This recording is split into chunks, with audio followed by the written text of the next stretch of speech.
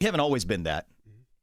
You could argue that we've never actually been that perfectly. We're an imperfect nation because we're comprised of human beings and not gods.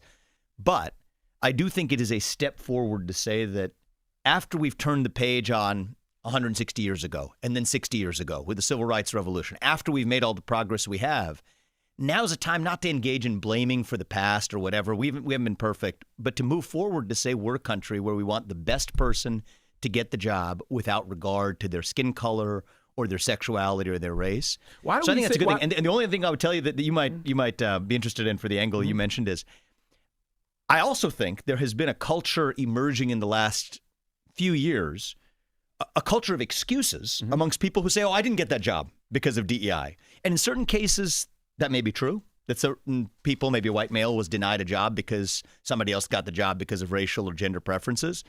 But there's also a lot of instances in which that provides somebody else a new excuse. And I just want a no excuses culture across the board, where one of the side effects of ending DEI is that nobody's going to have excuses anymore for why they didn't get that job either.